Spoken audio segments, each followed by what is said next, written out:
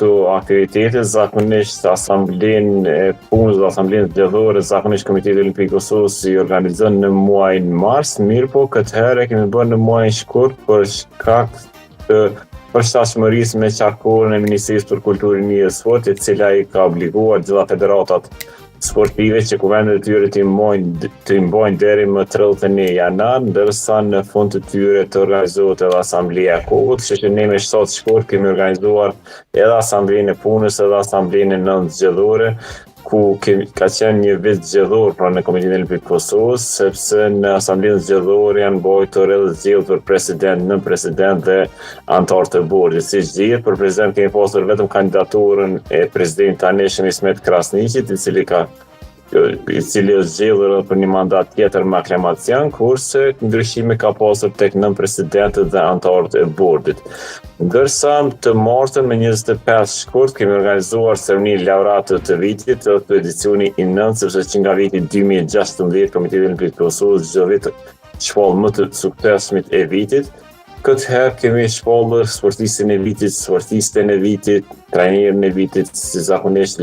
kombëtarën më të mirë tek meshkujt femrat, çmimet speciale dhe natyrisht shpresat olimpike 2024. Pra kemi mbullaksuar gjithë vitin 2024, gjitha sukseset që kemi shënuar gjatë vitit që lanë pas, jo vetëm ne, por natyrisht edhe federatat sportive,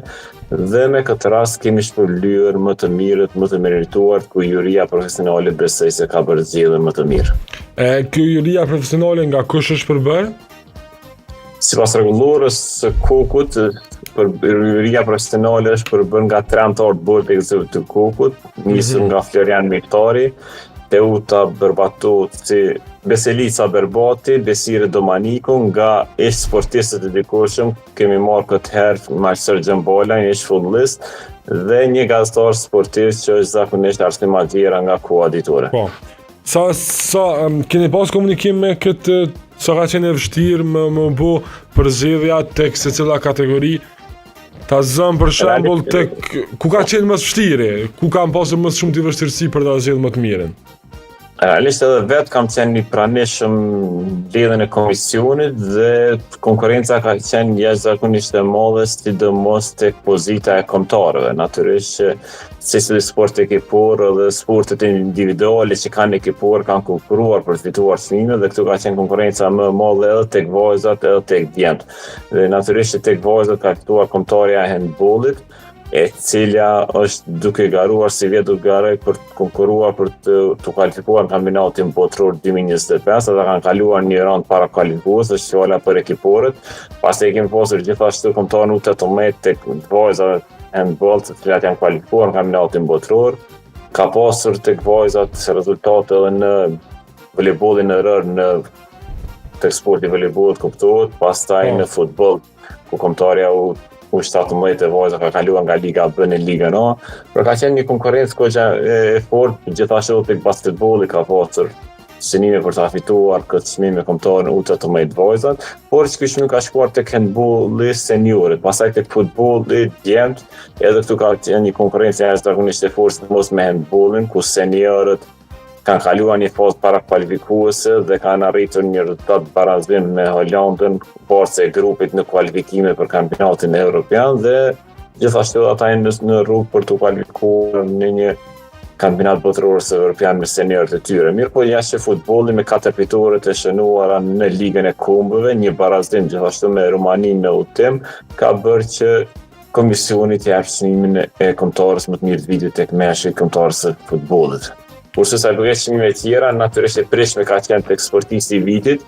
dhe sportistja e vitit ku Bisria Krasniqi, medaliste olimpike dhe gjithashtu